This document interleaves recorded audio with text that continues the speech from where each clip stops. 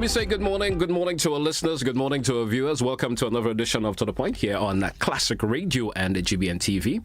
Those of you via social media platforms, good morning to you, whether you're viewing the Facebook page, YouTube channels, good morning and a hearty good Thursday morning to you here from the folks here at Classic Radio and GBN TV. With me this morning, usually we of course host various departments within RGPF, and we have of course an interesting lineup this morning. It's the conversation, of course, suddenly will be an interesting one. We have representing this morning, we have ASP Mason. He said it's okay, I could just call him by his just a bad name. Choose anyone. He said he doesn't matter. ASP Mason, good morning, welcome. How are you doing? Representing the drug squad this morning. That will be our focus conversation a wee bit this morning. Good morning, sir, and welcome. How are you doing this morning?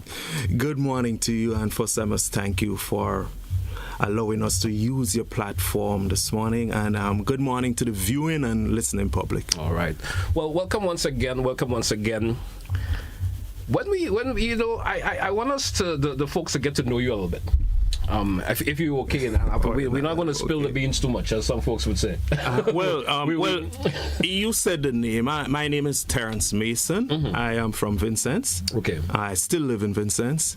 I attended the St. Teresa's RC School, and later on the St. David's. Today it's Roman Catholic. At the time it was the SDSS St. David Secondary School.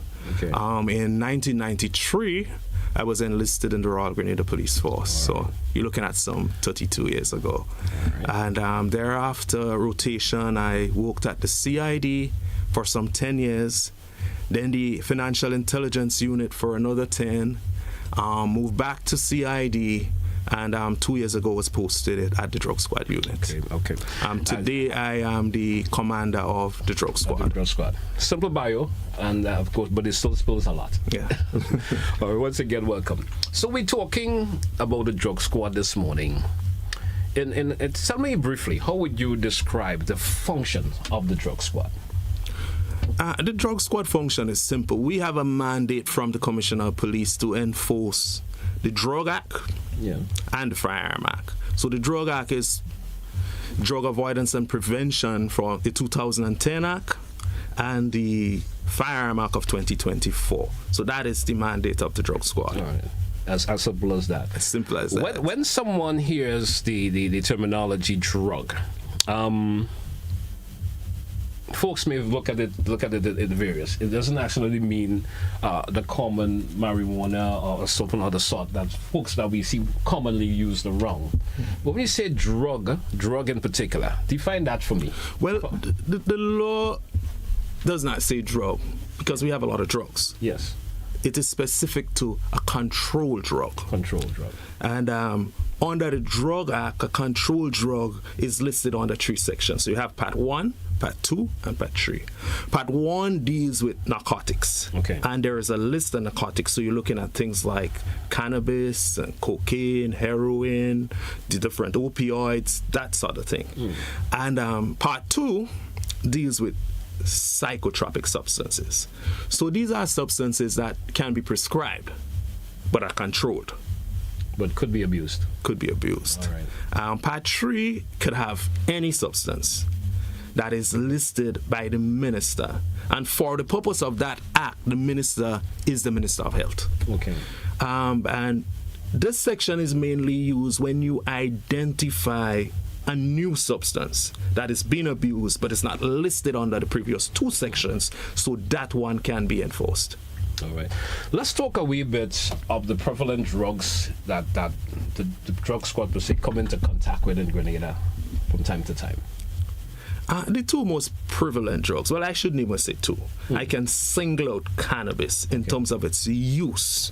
While we often come into contact with cocaine, the Grenadian population is not a heavy consumer of cocaine. Okay. What happens, Grenada, because of its location, so we're in the middle of the producers to the south and the consumers to the north.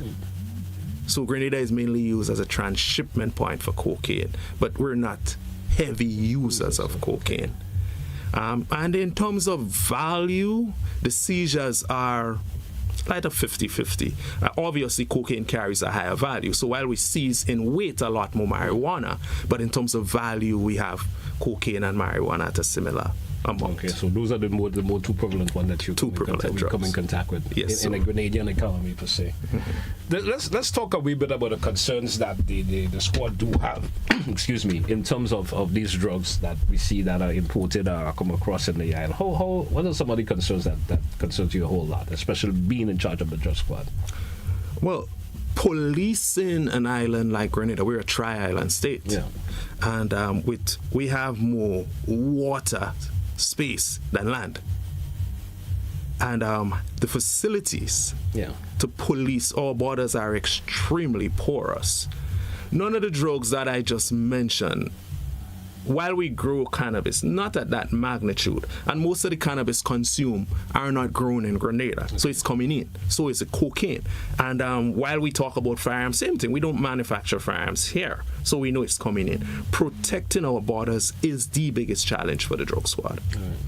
So in terms of the challenges, border control. Border control. What would you like to see more done, especially from a policing point of view, in terms of drug control in Grenada?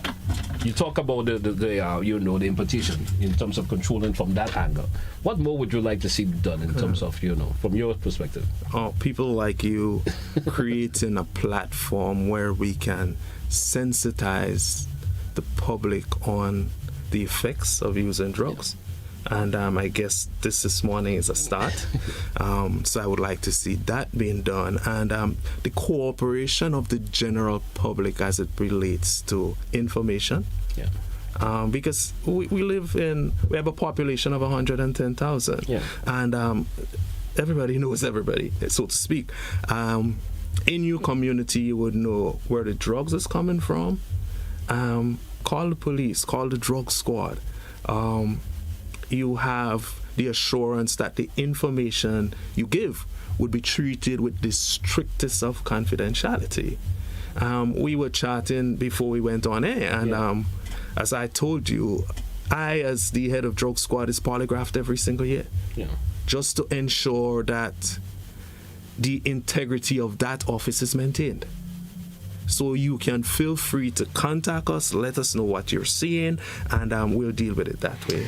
You focus on the citizens' involvement, which plays a pivotal role in your overall operations. Because if you don't have that community policing involving playing a part in that partnership with citizens, I like to refer to it as that partnership with the police and the citizens, information will be minimal in terms of how you obtain it. It does not matter what type of technology you have and use. You cannot solve crime without the cooperation of the citizens. You can't. So having that partnership developed, and I've been asking members of the RGPF that from time to time, the importance of that partnership. How important is that? I cannot overemphasize the importance of the public involvement in whatever we do as a police force. I'm not isolated to just drug squad, but solving crime in general. The public is an essential part of what we do. All right. We drew for a break, which is our first break for today's edition. Let's take that break. When we come back, of course, we continue with the conversation. Stay with us, folks. To the point. Classic Radio, GBN TV. We'll be right back. Don't touch it.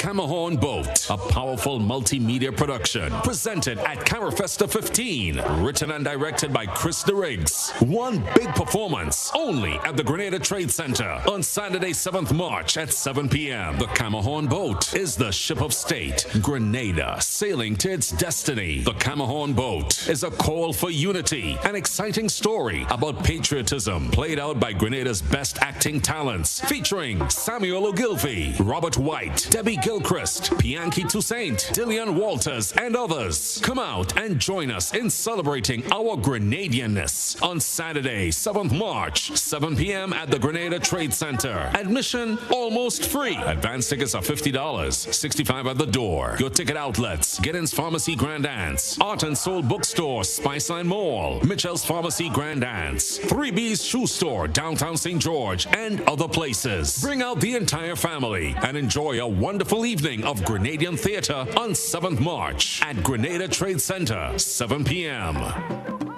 My name is Dr. Abigail Noel, and I am the head of department at the Accident and Emergency Department. One thing I love about Mount Sinai is their spirit of collaboration. They came in with ideas that have transformed our department in real time. The implementation of ID bands for every patient that comes through the emergency department. That has decreased patient errors. They have implemented defibrillators on every ward. Thus far, 128 staff members have been trained in defibrillator use. The huddle system is basically small meeting with all team members. It improves communication between staff members as well as with patients. This transformation means everything to the emergency department and by extension the health system of Grenada.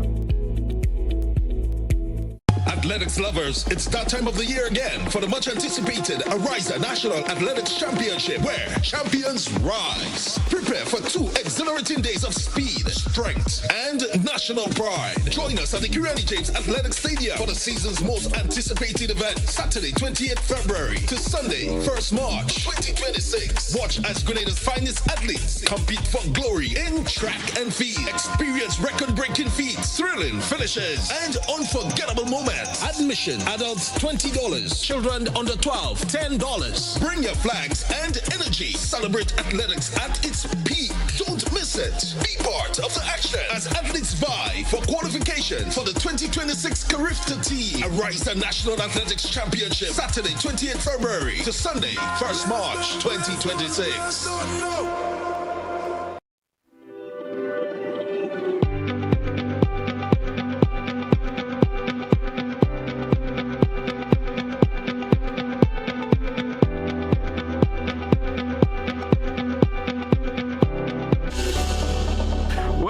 Welcome back, listeners. Welcome back to our viewers once again. It's To The Point. It's Thursday. It's the 26th day of February. What a pretty moving month, the month of February, I must say.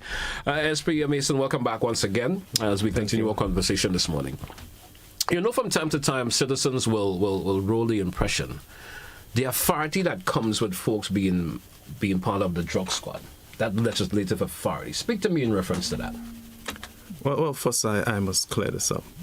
Every member of the drug squad are police officers. Yes. Whatever authority, legislative authority that goes with being police, whether it is to search or arrest, the drug squad has it. While we specifically deals with drugs and firearm, we still carry the authority as police officers. All right. So that permission that you, when you show up to someone and goes to what and do whatever you have to do as being part of the squad, you have that legislative authority as any other police officer can. Sure, we do. But as it relates to drugs in particular, that act gives us the authority to search. Yeah. As it relates to the Firearm Act, we also have the authority to search with and without a warrant. Okay. But as is the case with any law where you have the authority to search, the owner of that premise can also grant you authority in the absence of a warrant. So if I come to your building, GT, for example, and I don't have a warrant, and in conversation I have some discrepancy about what is happening and ask you for your permission. If I seek your permission and you grant it, it is as good as a warrant. Okay. In the circumstances that I refuse, then if you're with your refusal, I can't. Yes. But that is specific to the Drug Act because I don't need a warrant under the Firearm Act. Okay. If you refuse, and I believe it's necessary for me to search, then I would apply for a warrant to search. And then when you go and come back, as you would say. Yeah. All right. No, you keep mentioning the both, and I just kind of have my thoughts wavering on that just a wee bit in terms of the drug squad. So the name speaks of drug squad. So we more ponder on what you think is the that drug, is understood. The drug. And then you're mentioning, the firearm. Okay. Our mandate to deal specific to drugs and firearm was in the last 2 years or so. Okay. And it had a lot to do with the upsurge in gun crimes. Because drug squad, we have a unique set of skills. that things that I cannot speak about. Understand. And the commissioner thought it was necessary to have us at least put a hand in the fight against firearms. So we were also given that mandate as it relates to firearms. But prior to the last 2 years, it was specific to drugs. Information gathering. The significance of that, the importance of that for the squad in particular. It's very, very important. What we do are not random searches. Yeah. We must justify our searches. Prior to every search, we conduct a lot of intelligence gathering. So the searches are targeted. No wonder we have the successes that we've been having. So a lot of work behind the scene goes into the execution of the operation and operational planning. Because, you know, sometimes folks may get the impression, well, how did that squad know that they could come to JT's house and go to that specific point? And you say that in terms of the intelligence that goes into that, plays a major role in that. A major role.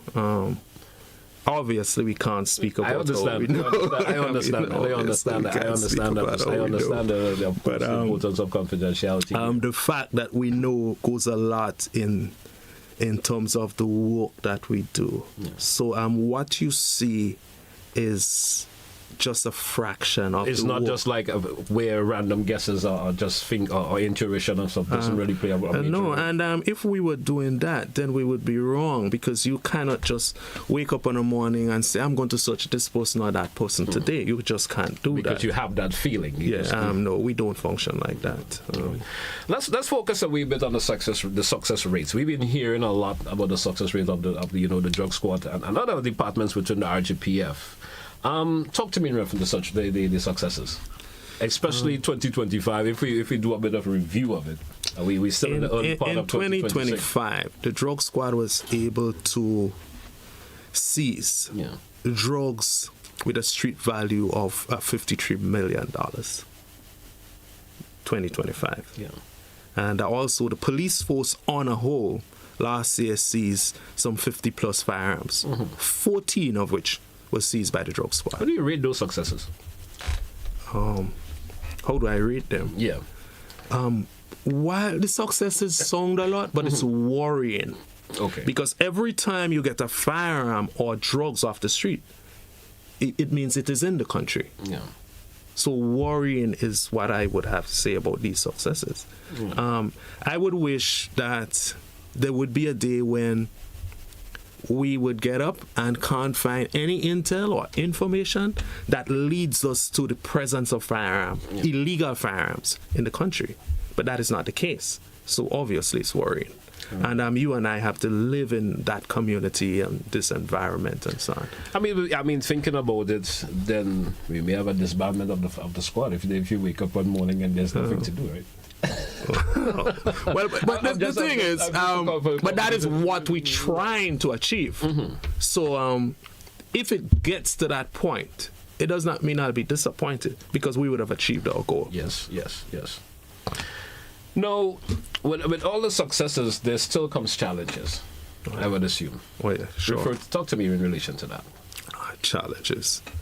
I think we touched a bit on. We touched on it slightly, but I'm talking with the success rate. What are some of those challenges that came along with the success rate?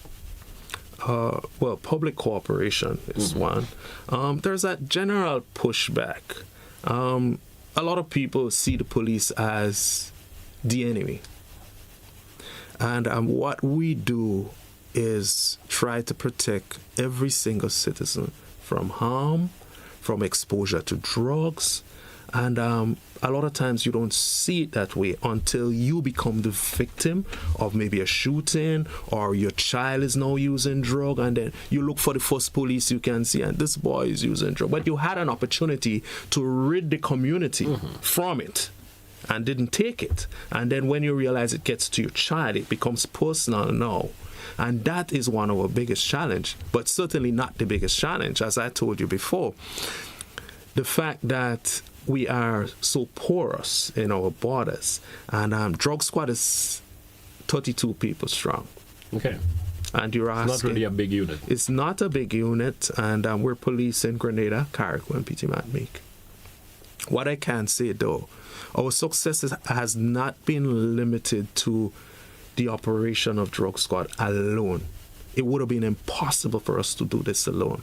So we've had significant cooperation from the CID, the RRU, the Coast Guard, just good cooperation, and we can call on these people at any time. While we would do the intelligence gathering, the groundwork, the operational planning, but as soon as we call these people, they're ready to go. All right. I mean, it's interesting to note because sometimes we view Grenada as a small island. You understand? We view yourself. We live here. And sometimes we hear of the quantity of the seizures and so forth that takes place. And you're wondering, how is it happening? You understand? Especially in terms of, you mentioned the whole borders being very porous. In terms of how these drugs get to come in. Well, a lot of the drugs that we seize, particularly cocaine, are not destined for Grenada. Yeah. Our geographic location puts us in the middle of the producers to the south and the consumers to the north. So a lot of times Grenada is being used as a transshipment point in the movement of the drugs to the north, particularly cocaine, because Grenadians generally consume cannabis. Yeah. Now we're seeing a lot of different variants of the cannabis. Really alarming. The indigenous species that we would have known years ago is almost non-existent. That species would have a THC level between 2 to 7%. Now we're seeing the creepy coming from Colombia. We're seeing the Kush from North America, Canada, and the US. And we're talking about a THC level about 37%. You can compare that to you having a glass of wine on the evenings and somebody pour a Clarkscoat in your wine bottle. And now you have to drink Clarkscoat. So people smoking, they're getting higher faster, but is also exposed to psychological problems because it is not what they're accustomed to. A question that could be a little bit debatable for you in terms of, I'm not sure if you want to go to that level. Now we see in the decriminalization of marijuana in Grenada. As the head of the drug squad, what concerns you most in relation to that?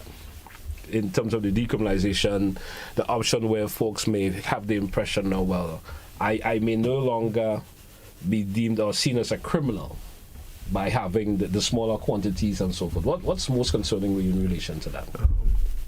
The law is coming, yeah. And if you're not able to adapt as police officers, you're in the wrong profession. Yeah. It is not the first time that you would have had laws, you would have amendments, and what you need to do is understand the laws and work with it, because our duty is not to make laws. What we do is enforce laws. And if you ask me whether it would interfere with our operations, no. Right. We've been creating scenarios, discussing scenarios, whereby how would we apply the new law when it gets here? But you stay in your lane, and it makes it easy. All right. Understanding that Parliament enact laws, we enforce the laws. You go to court. The determination of innocence or guilt is not for you. So do what the law say you should do, and you're fine. And it's as simple as that. It's simple. All right. We're due for a break. Let's take a second break in this segment, folks. We'll be right back with much more. Stay with us, folks. It's To The Point, Classic Radio, GBN TV. We'll be right back. Don't touch it out.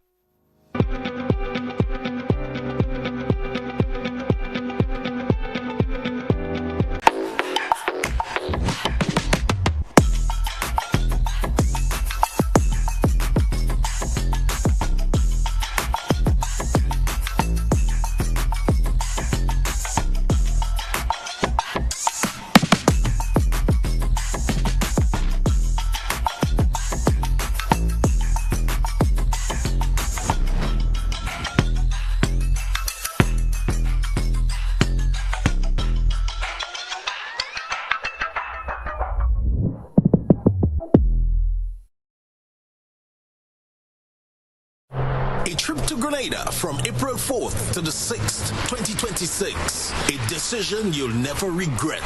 This isn't just any destination. It's where passion meets performance. Welcome to the 53rd Carifta Games, hosted at the iconic Kirani James Athletic Stadium in St. George's. Under the theme, Passion Drives Performance. The best of the Caribbean's junior athletes will compete in electrifying track and field competition. Organize now and be part of an experience like no other, where talent, passion, and perseverance come alive on the land of 100,000 jab jab. Feel the passion, celebrate the performance, and create memories that will last a lifetime in pure Grenada, the land of warmth, spirit, and unstoppable energy. Welcome to the 53rd Carifta Games. Whenever happy to see me, nobody is strangers. One big family. GBN Television News at 7, a pulse on all things Grenadian. Look out for our new features through expanded synergies with our media partners in Barbados, St. Lucia, Jamaica, Trinidad, and beyond. Capturing the latest in news, sports, weather, and entertainment. Credible, informative. Thank you for making us number one.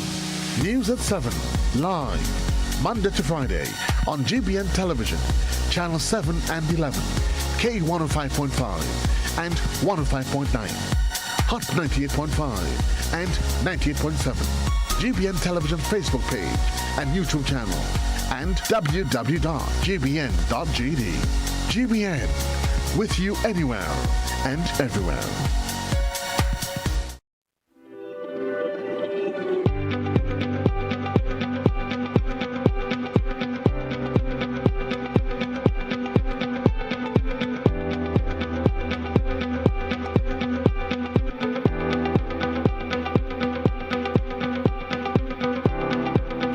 Welcome back once again. Welcome back to our listeners. Welcome back to our viewers. Once again, it's to the point here on Classic Radio GBN TV. We have ASP, of course, Mace with us this morning, representing the drug squad this morning here. Now, our focus conversation this morning is, of course, about the drug squad.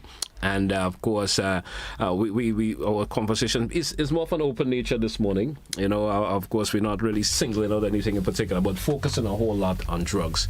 We have touched a whole lot this morning in terms of, you know, the functioning of the drug squad. We spoke in relation to that. We talk about your legislative authority that gives you that authority to, you know, whether it's to do searches or to, of course, apprehend someone with who may be in possession of drugs once, as I mentioned, once it's illegal drugs or drugs that is not, how can I put it, drugs that are not in the stage of not legal.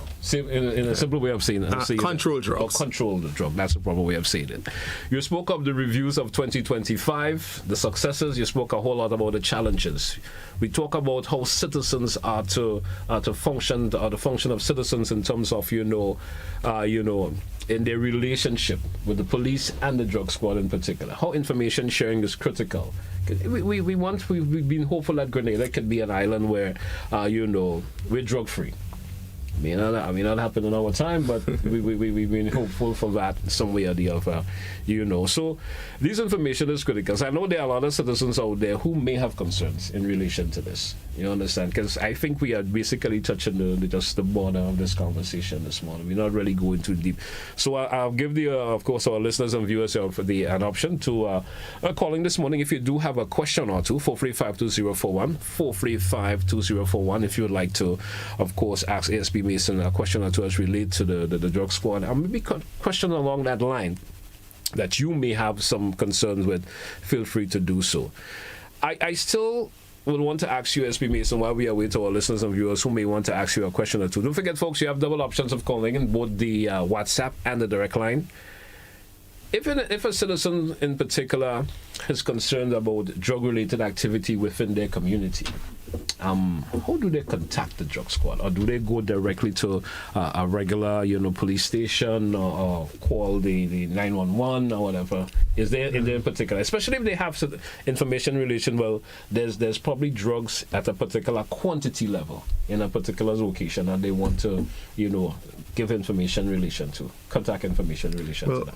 all the options you mentioned are open, whether it is the police station, whether it is drug squad or 911. The drug squad numbers would be 409-0322 or 409-0324. Okay. I would rather you call the drug squad if it is drugs of a large amount, a large quantity, simply because you call 911, they would call drug squad.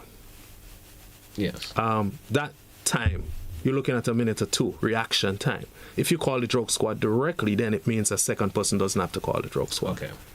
And minimize that delay in between. Yes. Minimize that delay. And time of response and everything like that. The drug squad, as I said before, would treat your information. You don't even have to say who you are. Just give us the information and we'll work with it. Okay. Once again, 4352041, 4352041. I think we do have our first caller. Caller, you're live. Good morning and welcome. Morning, GT. How is everything? Doing great, sir. Let's hear your contribution this morning. Paradise. Morning, officer. Now, who really create drugs? Who really create marijuana? God created everything on earth. God is the one who created everything on earth. The hobbies for the animals and for mankind. But through laws and things and policies with mankind and this earth, tell you that you can't use marijuana because marijuana making money. And government collect no revenue from that. Man could be millionaires and billionaires from drugs and government collect no revenue, so they ban that. America, mighty America and other countries who was strictly for drugs, free up all ganja men from jail. The president of America in the past, by men in America, free up all ganja men in America, all ganja drug marijuana men from prison, free up. No more jail for ganja. So well, I would like you to just give you a distinguished point so that we can move on in terms of what you were trying to get across. Let's do that, please. Yeah, I tell the building officer that drugs created by the creator, ganja created by the creator, not the man who created that. The one they make in the drug store and selling it from the pharmacy. That was man make drugs. But that creation thing, God gives that man free up to use that on the earth. But the two laws, they pass this kind of restriction for ganja. If I sell a mango leaf in the morning, mango leaves in the morning, and they hear that, they will tell me that that's illegal too, because the government can't revenue from it. But alcohol is more deadly than marijuana. Alcohol more wicked and more destructive to mankind. Thank you, caller. Thank you so much. So we, of course, get the direction you're going. Thank you very much, caller. Surprisingly, you still refer to it as drugs. So you and I are probably on the same lane. You said drugs are created by God. So you still call it drugs. And that's what we call it too. But the same religious teaching that you speak about also implies that you obey the laws of your land. And that is too written in the Bible. So it depends on what you want to follow and what you believe. I also heard you mention that everybody in jail in America is free up, and that is not accurate. There are a lot of states in America where cannabis is still illegal. And there are also states, what you say is partially correct. There are states where it is legal. But you wash everything in one water and said it is legal in the U.S. That is not accurate. But the truth is, we are not the U.S. No. And we're a unique set of people. So everybody, not everybody, but a lot of times we grow up to believe that what is foreign is better, whether it is laws or whether it is stuff they produce, whether it is fruits. So an apple is better than a mango. That is not the way we must go. So to emphasize that the U.S. is doing it, so we should, is not a good thing. All right. But thanks again for your contribution. We do have another caller. Caller, you're live. Good morning. Welcome. Good morning, GT. Good morning to you. Tell me if I'm wrong. When in the pursuit of someone who is believed to have committed a crime whatever, the police does not need a warrant to enter that person's house. But is it legal outside of the pursuit that the police could enter someone's premises? Yes or no? You want to respond to the caller? Well, again, the question, caller, is pretty vague, and it depends on the scenario. If you're pursuing a fleeing felon, let's suppose somebody committed a murder, and they flee into a house, there is absolutely no need for a warrant because you're pursuing. I know that, and that is precisely why I say in pursuit of a crime being committed or have committed, then you have no need for a warrant. Outside of that, could the police enter your premises without a warrant? That is what I'm asking. Yeah, and the answer to that is yes. So where is that? So then you are breaking the Constitution. And we kind of touched on this. If you were listening before, the police did not create the authority to enter your building without a warrant. They're complying with the laws of this country. The Firearm Act allows you to enter someone's premises without a warrant in two scenarios. When you have substantial evidence that there is a firearm on the premises, or with the consent of the owner of the premises. So these are two areas when you can enter in the absence of a warrant. No, I think that is violating people's constitutional right. Because if you have sufficient evidence that I have a gun in my house or I have excessive cocaine, whatever, you can obtain a warrant and come and search. But when you enter in my premises, that you have evidence or you have proof that there is something there, then you should obtain a warrant. I have certain guarantees under the Constitution, and which is the privacy of my home.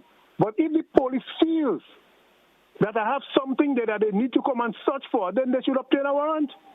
You're talking about the police, caller. Any law that is inconsistent with the Constitution takes precedence. So I'm a bit baffled with what you are saying here, where you can enter my premises without a warrant. Caller, you can double check it if you want to, but I told you where the authority came from. But I'm also saying to you, and you as a police officer should know, any law that is inconsistent with the Constitution takes precedence. That is not 100% accurate, caller. Well, no. You as a police officer should know that the Constitution is the highest law of the land. That is true. That's why I said any other law. Anyway, have a good day. Caller. Thank you, caller. Thank you, caller. I mean, you did mention it in a particular way when I did ask you a question along that lines earlier on. Yeah. You know, and but I guess the caller is having a different perception in relation to that. And he has a point. Yeah. But the thing is, the Constitution doesn't take precedent in every scenario. Yeah. The Constitution allows you gathering, for example. Yeah. But during the COVID time, there was no gathering. Would you say the law is unconstitutional? Yeah.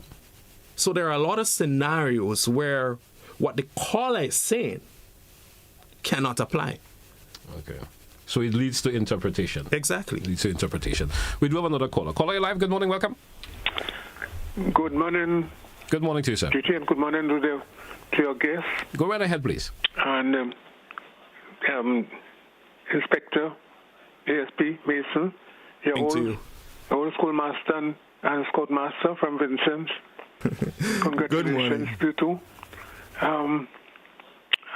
With the new law, the law that was passed recently concerning decriminalization and legalization, there are some loopholes which I hope that we are able to manage those things. We can give us great concern. For example, one is members of the Rastafarian who regard it as a sacrament.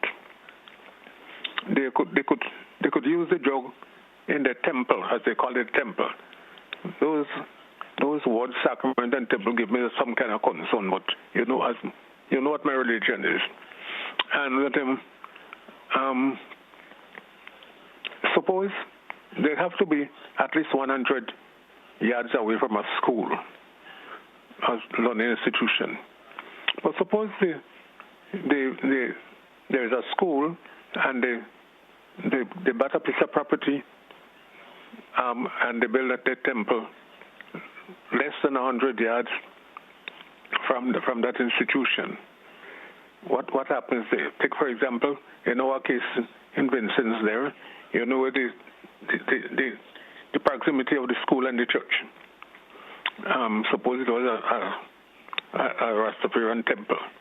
Secondly, you'll comment on that when I finish. Secondly, people are allowed to grow certain quantities without being charged or so. But my concern here is that it would bring in other crimes as a result, because you know what it is. People tiffin your sauce up, you nutmeg, your cocoa, everything. So they would have people who plan the thing legally, but others come in and thief it. And then here you bring in another sort of crime that could be committed, because people are going to be very annoyed about that, and another kind of crime could be committed. I'll leave it to respond. Thank you, caller. Thank you for your contribution this morning. Well, you went into discussing the new laws. Yeah. As is the case with every law, there would be loopholes. The people who apply the law would notice loopholes. The people who Parliament would also, they have the right to amend legislation. Yes. And the involvement of people like you and your observation certainly would influence amendments. So let's see how it goes. We are not yet working with those laws, but thank you for your contribution, and I'm sure that there are persons listening with enough influence to at least do some amendments where it is necessary. All right. Of course, SB Mason, we drew for a break. Let's take it. When we come back, we get into the final segment of today's edition. Stay with us, folks. It's To The Point, Classic Radio, GBN TV. We drew for a short break. When we come back, we continue. Stay with us. Don't touch it out. Sir. GBN Television News at 7, a pulse on all things Grenadian. Look out for our new features through expanded synergies with our media partners in Barbados, St. Lucia, Jamaica, Trinidad, and beyond. Capturing the latest in news, sports, weather, and entertainment. Credible, informative. Thank you for making us number one. News at 7, live, Monday to Friday on GBN Television, Channel 7 and 11. K105.5 and 105.9, Hot 98.5 and 98.7, GBN Television Facebook page and YouTube channel, and www.gbn.gd. GBN, with you anywhere and everywhere.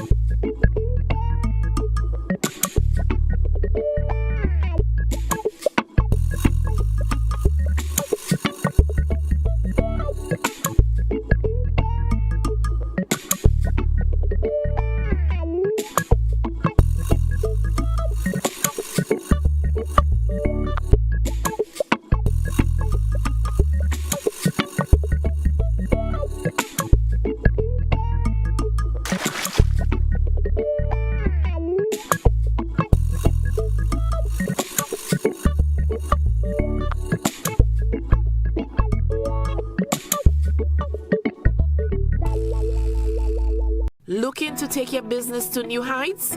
Advertise with GBN on our social media platforms and get noticed by our 138,000 plus followers. Reach a massive engaged audience ready to connect with your brand. No matter your business size, GBN is here to help you grow. Contact us today at admin@gbn.gd or WhatsApp 407-8458 to get started.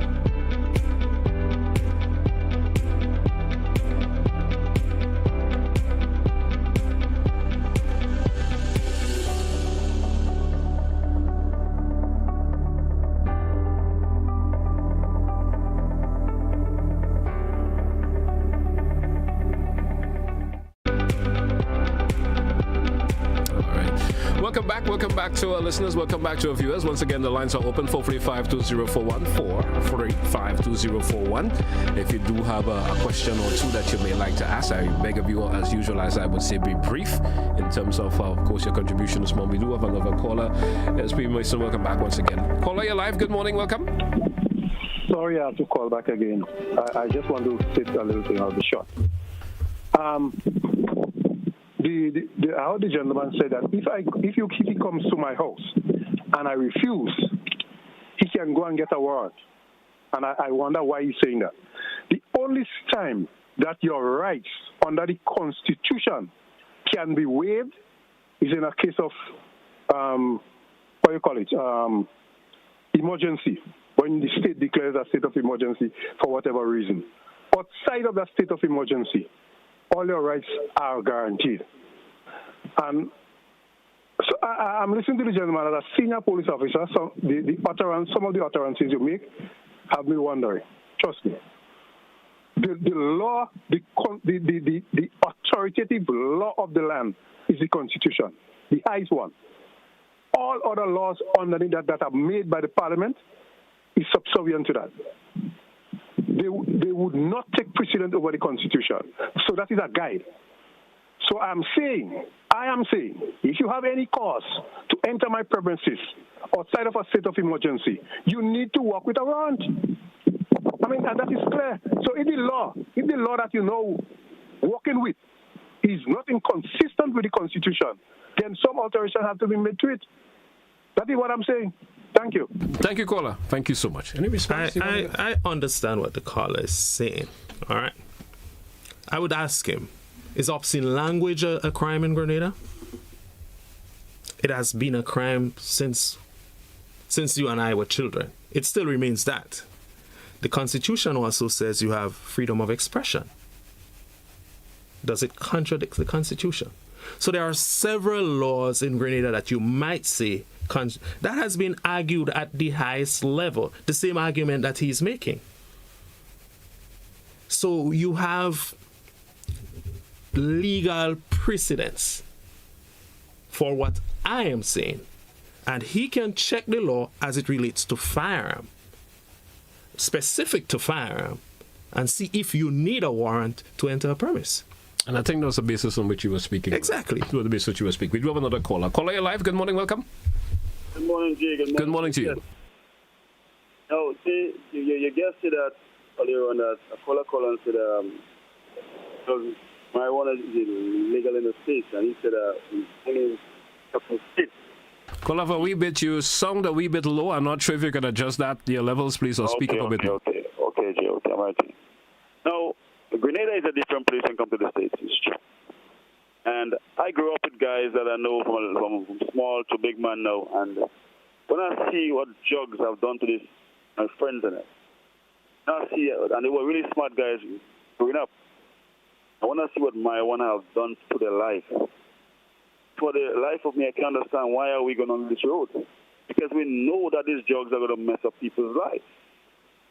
What is the benefit behind this thing? I don't understand. They say for medical use or something like that. I don't understand this thing because this thing have destroyed people's life consistently. You can see it in your eyes. Caller, that's not the full direction of our conversation this morning. I mean, I understand where you're coming from and what you speak of, but it's not really the full direction of our conversation. What the caller is saying has a lot of value. Yes. And I don't think I have to add much more to it, more than thank you for your contribution. And I really do value what you've just said.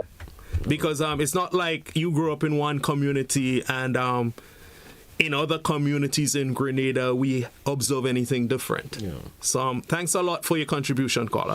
I have a contribution from someone via the WhatsApp, and they're saying that during COVID, we were in a state of emergency, hence a suspension of some of our privileges in it was afforded by the Constitution. They're asking this question.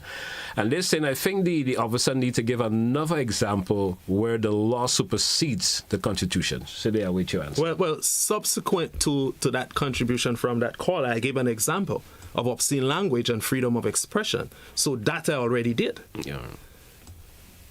I already did that. All right. We do have another caller. Caller via WhatsApp. You're live. Good morning and welcome. Good morning, GT. Good morning, officer. Good morning. Good morning to you. I just throw it out that because I've been hearing over and over that marijuana is a plant, so it is good. But manganil is a plant too. You know what is manganil? Yeah, we do. Right. So I'm just saying that should not save marijuana.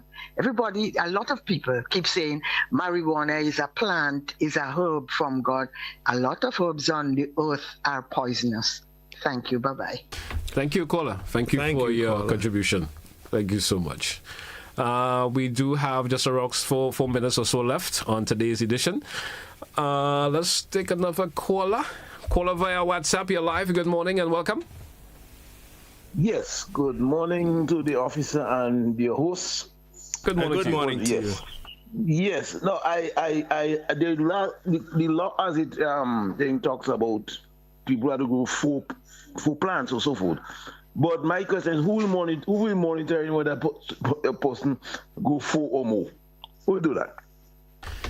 As it relates to that law, yes. We're not in the process of enforcing that law, all right? We're still under the 2010 laws of Grenada. And I would not want to go into that law. I would stay away from it.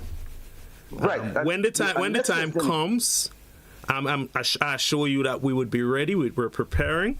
And we obviously, the police are the persons enforcing the law. But we don't make laws. And whatever the laws are, you're guaranteed that the police would enforce it as written. All right. Right.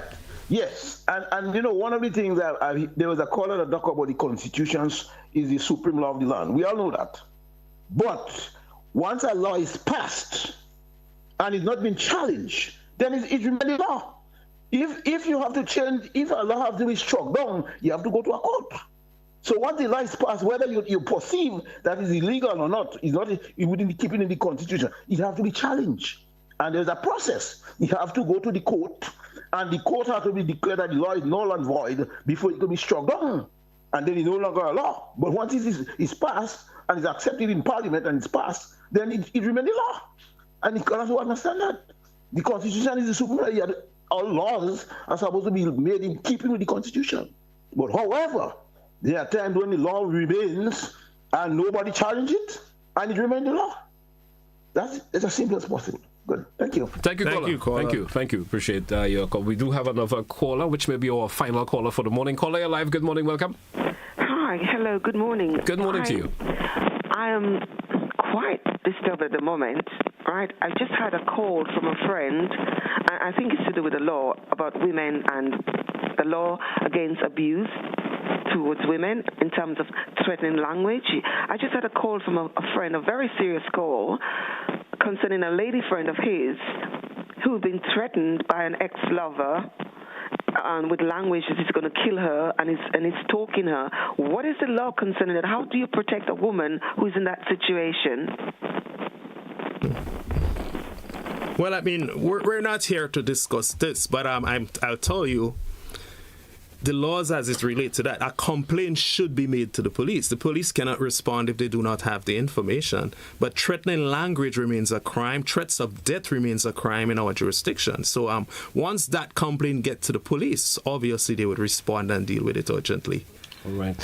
SB Mason, I want to, of course, thank you a whole lot for being on the program this morning. We had an interesting conversation. I hope to have you back soon again, that we could even go more in depth into this. Anything you want to say before we take a wrap this morning? Well, first, I must thank you for allowing us to use your platform to talk about what the Drug Squad do as a unit and talk about the police force. Yes. I would like to thank the members of the Drug Squad who make sacrifices, their families, who go for nights and days without their presence.